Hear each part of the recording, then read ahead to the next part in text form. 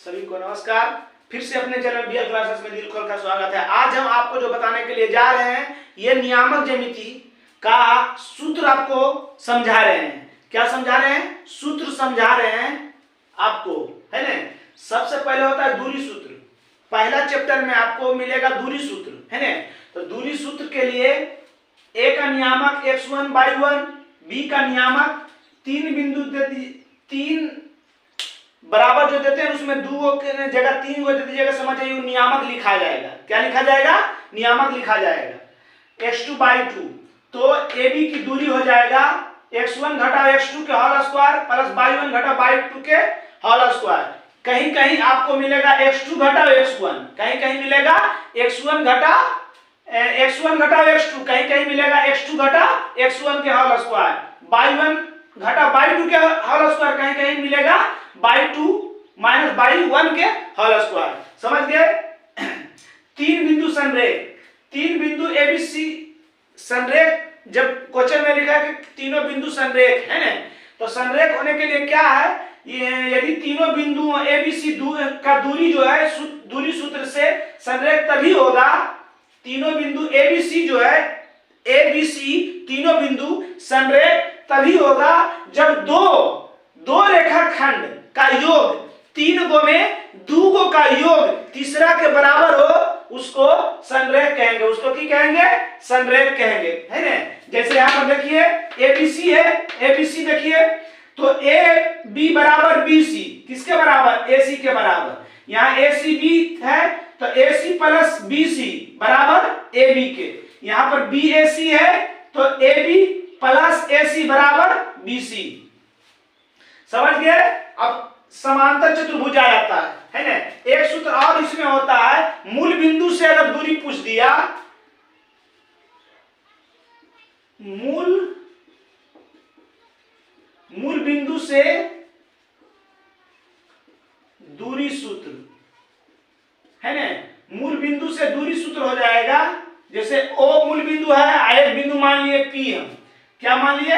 P, तो इसका सूत्र हो जाएगा x square plus y square, क्योंकि मूल बिंदु का मान 0 होता है और 0 में x जोड़ेंगे तो 0 x आएगा, काहे कि 0 से कोई अंक में जोड़ने पर उसका वैल्यू वही होता है।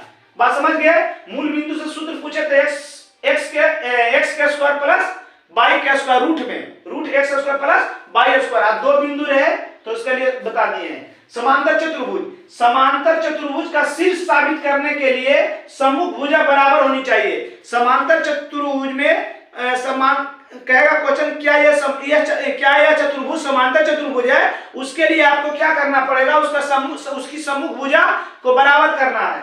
मतलब AB CD के बराबर और AD BC के बराबर। मतलब कहने का मतलब हो गया कि AB के बीच की दूरी निकाल लीजिए और DC के बीच की दूरी निकाल लीजिए। दूरी सूत्र से सूत्र निकालने के बाद अगर दोनों का मान बराबर आ जाए, फिर BC निकालिए और AD निकालिए, इसका मान भी बराबर आ जाए, तो कहेंगे वह समांतर चतुर्भुज है। समझ गए? अच्छी तरह सब हम उदाहरण भी बताएंगे, सब पर हिसाब भी बताएंगे। ये सिर्फ हम सूत्र लिख रहे हैं। चलिए आगे देखिए। आयत का शीर्ष साबित करने के लिए सम्मुख भुजाएं तथा विकर्ण बराबर होने चाहिए। ये जो लिखा रहे हैं, अगर ये पूरा वीडियो आप एकाग्रता से देख लीजिएगा तो आपको चैप्टर में फंसिएगा नहीं।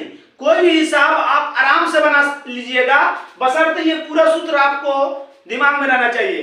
कभी नहीं फंसिएगा कि आयत ई चतुर्भुज आयत है तो इसको कैसे पकड़ेंगे, तीनों बिंदु संरेख है कि नहीं।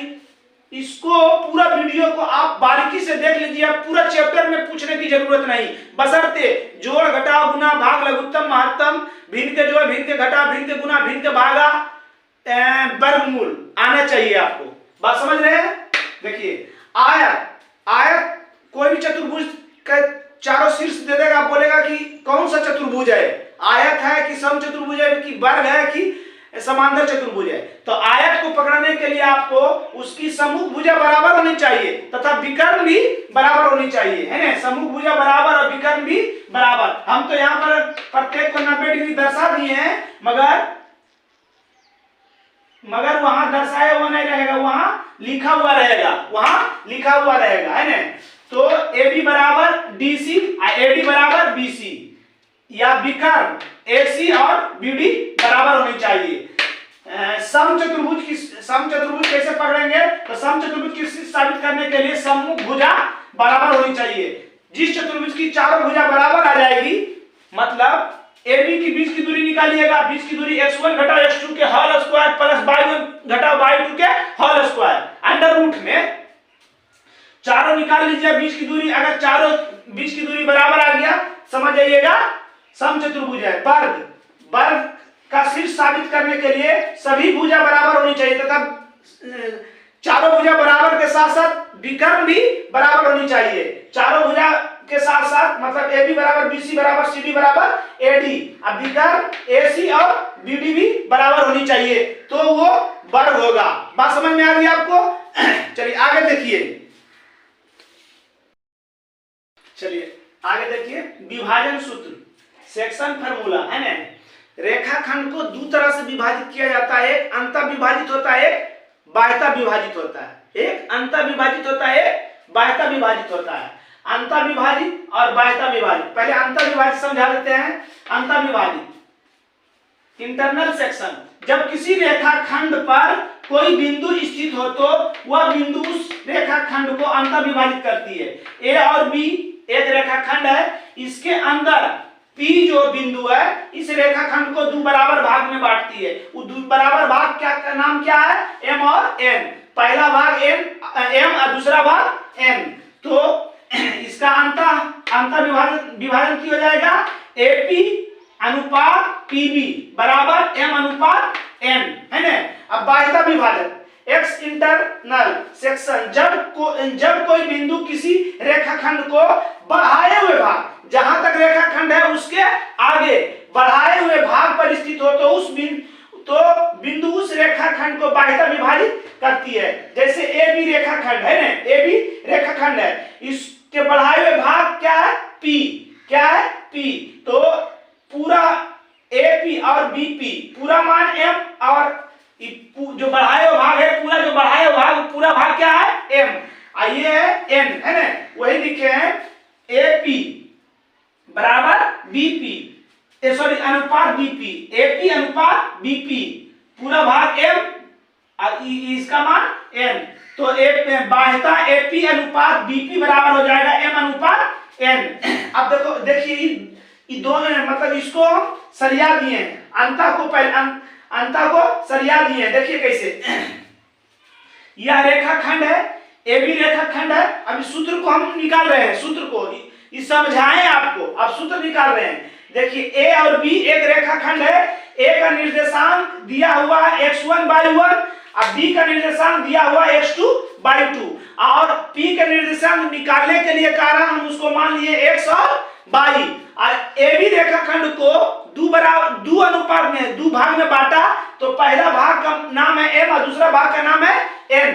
अब देखिए यदि ए का निर्देशांक जो दिया हुआ है और बी का निर्देशांक जो दिया हुआ है x1/1 x2/2 और AP का मान दिया हुआ है m और BP का मान दिया हुआ है n, AP अनुपात BP बराबर m अनुपात n।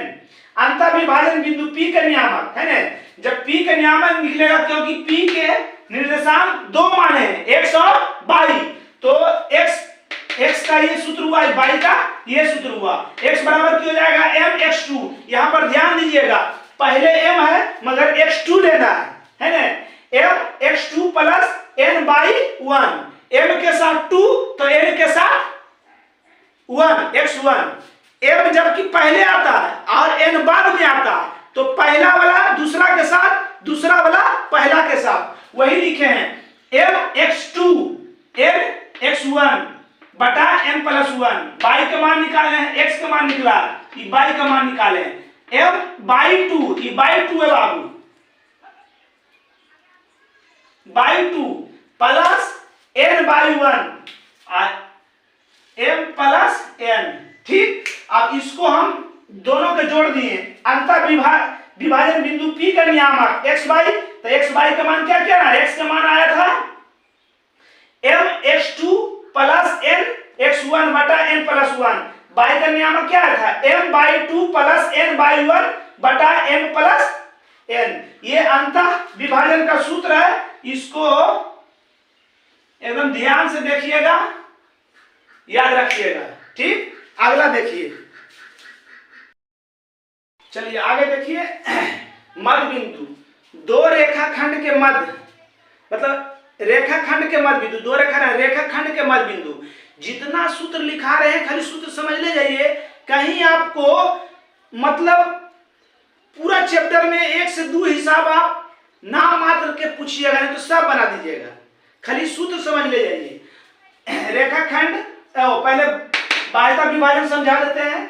ए और बी एक रेखाखंड के बढ़ाए हुए भाग पी है, इसका निर्देशांक x और y है, इसका निर्देशांक x2/2 है, इसका निर्देशांक x1 और y। पूरा m है, आई बी पी एन है ना। ए के निर्देशांक, बी के निर्देशांक, बाह्यता एपी अनुपात बोलिए, बटा भी बोल सकते हैं, बीपी अनुपात, पूरा m आई बीपी एन, वही लिखे हैं।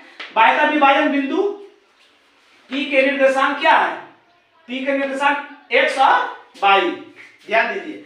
देखिए इसको हम इस तरह, इसको हम दोबारा इसलिए लिख रहे हैं क्योंकि कहीं यहाँ लिखा रहता है ना, तो कभी एक P का निर्देशांक दे रहेगा तो फंस जाइएगा, इसलिए हम अलग अलग भी लिख दिए, दोनों एक तरह भी लिख दिए। ध्यान दीजिएगा, अगर P के निर्देशांक दिया रहे x के मान दिया रहे, इधर पूछेगा तो यहाँ पर बोलिएगा कि x के मान रखे कहाँ सर, इसमें x के मान कहाँ रखे, तो वही लिख दिए यहाँ पर, है ना। ये x का मान है, x का मान ये है, और ये y का मान ये है। अभी दोनों इकट्ठा करके यहाँ लिख दिए, कोई दिक्कत। अंतः अब बाह्यता में माइनस इसलिए होता है, पूरा में इतना घटाएंगे तब नहीं आएगा, ये पूरा में इतना घटाएंगे तो ये आता है, इसलिए याद रखिए अंतः में प्लस करना है, सब कुछ वही लिखना है, अब बाह्यता में सिर्फ माइनस कर देना है। बात समझ रहे हैं, समझ रहे हैं कि नहीं, बस वही किए हैं। आइए अलग बोलिए सर यहाँ पर लिखे हुए तो यहाँ क्यों लिखे, तो ये अच्छा देखने के लिए लग रहा है कि दोनों x और y का मान एक की जगह आया। अगर x y का मान दोनों एक की जगह आया, यहाँ पर से डायरेक्ट अगर इसमें x के मान दे देगा तो कहिएगा सर x के मान रखे कहाँ, यहाँ तो रखने की जगह नहीं है, तो यही x है, x बराबर इतना आया, तो ये x के, अगर x के निर्देश p में x का मान दे दिया तो यही x का मान रखना है, सूत्र लगाना है। अगर y का मान दे दिया तो y के सामने यहाँ रखेंगे मान, इधर सूत्र लगाएंगे। ठीक, बाह्यता विभाजन हो गया, अंतर विभाजन में प्लस, बाह्यता विभाजन में माइनस शिफ्ट कर देना है। अब देखिए यदि AB रेखाखंड को P एक मध्य बिंदु, मध्य में बीच में है, तो उसके लिए सूत्र होता है, इसका निर्देशांक भी लिख दिया, इसका निर्देशांक पूछ रहा है, इसका निर्देशांक x y, तो x और y के मान अलग अलग पहले निकाले। कहीं कहीं P के निर्देशांक दे रहेगा या E पूछ देगा या E पूछ देगा, तो यहाँ पर बोलिएगा कहाँ पर रखे सर, तो यही वाला है, x के मान x के मान क्या है, x1 प्लस x2 बटा 2, y का मान किया है y1 प्लस y बटा 2, कोई दिक्कत। अब इसी को पूरा मान लिख दिए, दोनों को लिख दिए, x और y है ना, x y दोनों के कोष्ठ में लिख दिए ताकि जैसा अच्छा देखे में लगे, बस यही है। चलिए मध्य बिंदु तक हो गया, समझ में आ गया। मध्य बिंदु का सूत्र क्या है, x1 प्लस x2 बटा 2, y1 प्लस y2 बटा 2। आगे देखिए, चलिए आगे देखिए, केंद्रक या मध्य केंद्रक या गुरुत्व केंद्र है ना, सेंट्रोइड है ना, क्या कहते हैं अंग्रेजी में, सेंट्रोइड। किसी त्रिभुज में मध्यिकाओं के कटान बिंदु को केंद्रक कहते हैं, मध्यिकाओं के कटान बिंदु को केंद्रक कहते हैं। जैसे एबीसी त्रिभुज है, इसका मध्यिकाएं कौन सी हो गया, एडी, बीई और सीएफ, जहां पर कटी उसी को हम लोग केंद्रक कहेंगे, जिसको सी से इंडिकेट किया जाता है। मध्यिकाएं जो जी पर प्रतिच्छेद करती है, जी गुरुत्वीय केंद्रक है ना, केंद्र है। मध्यिकाएं 3 होती है तथा मध्यिकाएं 2:1 में बांटती है। ये जो मध्यिकाएं बांट रही है 2:1 में बांटती है। फिर से समझिए, त्रिभुज में 3 मध्यिकाएं होती है, तीनों जिस बिंदु पर कटती है उसी को केंद्रक कहेंगे। क्या कहेंगे? केंद्रक। जिसको सी से पुकारा जाता है, जी से पुकारा जाता है, कुछ भी बोल सकते हैं मगर जी से टेबुल, जी से पुकारा जाता है। ठीक। अब यहां देखिए, और माध्यिकाएं तीन जो काटती है बात, तीनों जहां पर प्रतिच्छेद करती है 2:1 में बांटती है, 2:1 में बांटती है। देखिएगा, जिधर ज्यादा उधर 2 दीजिएगा, जिधर कम है उधर 1 दीजिएगा। बात समझ गए? अब इसको मिटा देते हैं।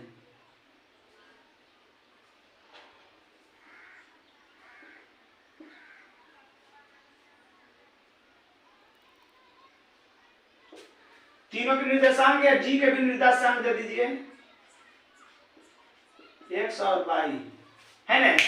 ए के निर्देशांक x1 y1, बी के निर्देशांक x2 y2, सी के निर्देशांक x3 y3। ठीक। और जी के निर्देशांक x और y, केंद्रक जी का निर्देशांक x y है, तो x का मान, ये जो हम लिख रहे हैं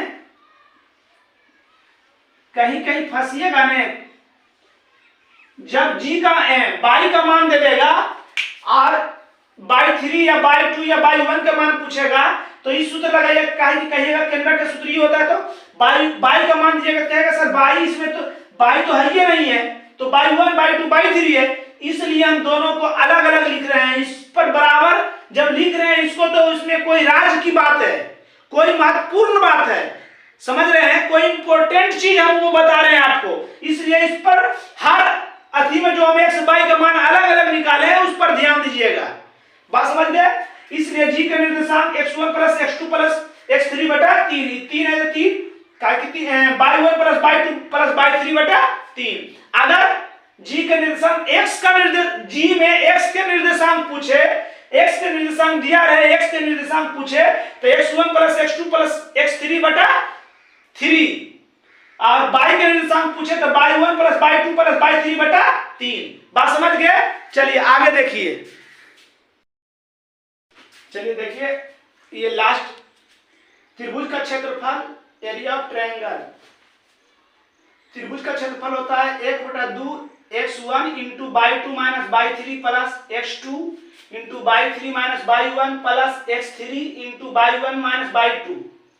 क्षेत्रफल है तो वर्ग इकाई, क्षेत्रफल है तो वर्ग इकाई। इसको याद करने के लिए हम अपने चैनल पर एक इसका ट्रिक बता दिए हैं। त्रिभुज के क्षेत्रफल याद करने के एक सिंपल ट्रिक बताए, वो देख लीजिएगा। नहीं तो x1 x2 अब x1 x2 x3 तो बाहर ही है, उसमें अलगला जाइएगा, है ना। ध्यान दीजिए। और इसमें एक बच्चा फंसता है कि त्रिभुज का क्षेत्रफल कभी कभी माइनस में आ जाता है, त्रिभुज का क्षेत्रफल माइनस में कभी नहीं रहता है, इसलिए मोर इसमें लगा दीजिए। इसको लगाने से वो माइनस में नहीं रहेगा, माइनस भी क्या में हो जाता है? प्लस में हो जाता है। जैसे -4 मोर, इसका उत्तर होगा 4, इसका उत्तर 4 है ना। मोर लगा देने से वो माइनस कौन चीज बदल जाता है? प्लस में बदल जाता है। ध्यान दीजिएगा इस चीज को। नंबर 2, ये तीनों का निर्देशांक दिया हुआ है। यदि त्रिभुज का क्षेत्रफल 0 है, त्रिभुज का क्षेत्रफल 0, त्रिभुज का क्षेत्रफल 0 तो तीनों बिंदु ए बी सी संरेख होंगे। देखिए कैसे त्रिभुज का क्षेत्रफल 0 कब होगा? जैसे ए बी सी, अब इसका क्षेत्रफल 0 हो जाएगा, एक मतलब ये जो ए है ना इस पर आ जाएगा, क्या आ जाएगा? इस पर आ जाएगा, एक सरल रेखा पर। जिस सरल रेखा पर 3 या 3 से अधिक बिंदु हो, 2 या 2 से अधिक बिंदु हो, उसको संरेख कहेंगे, है ना। तो ये जो है अगर इस रेखा पर आ गया तो ये तीनों बिंदु संरेख हो गया, है ना। क्या हो गया? संरेख हो गया। यदि बिंदु ए बी सी संरेख हो तो त्रिभुज का क्षेत्रफल क्या होता है? 0। इस पर एक उपरांत हिसाब पूछता है, इस पर हिसाब पूछेगा, एक नंबरिया में डालेगा। नोट में, यदि चतुर्भुज का क्षेत्रफल निकालना हो तो चतुर्भुज का तो फार्मूला नहीं बताया, तो चतुर्भुज का क्षेत्रफल निकलेगा कैसे? तो देखिए चतुर्भुज है, इसका एक विकर्ण मिला दीजिए, अब 2 त्रिभुज बन गए, दोनों त्रिभुज का क्षेत्रफल निकाल के जोड़ दीजिए, चतुर्भुज का क्षेत्रफल निकल जाएगा। यदि चतुर्भुज का क्षेत्रफल निकालना हो तो उसके विकर्ण को मिलाकर 2 त्रिभुज बनेंगे। जब विकर्ण मिलेगा तो 2 त्रिभुज बनेगा, दोनों त्रिभुज का क्षेत्रफल निकाल दिए तो उसका पूरा क्षेत्रफल निकल जाएगा। बात समझ में आ गया। चलिए पूरा इस चैप्टर का नियामक ज्यामिति का पूरा सूत्र हम A to Z सूत्र बता दिए हैं। अब इसको आप 2 से 3 बार देखिए, इस सूत्र को रखिएगा, चैप्टर में कहीं प्रॉब्लम नहीं होगा, हमेशा याद रखिए। चलिए आज का क्लास यही समाप्त हुआ। जय हिंद।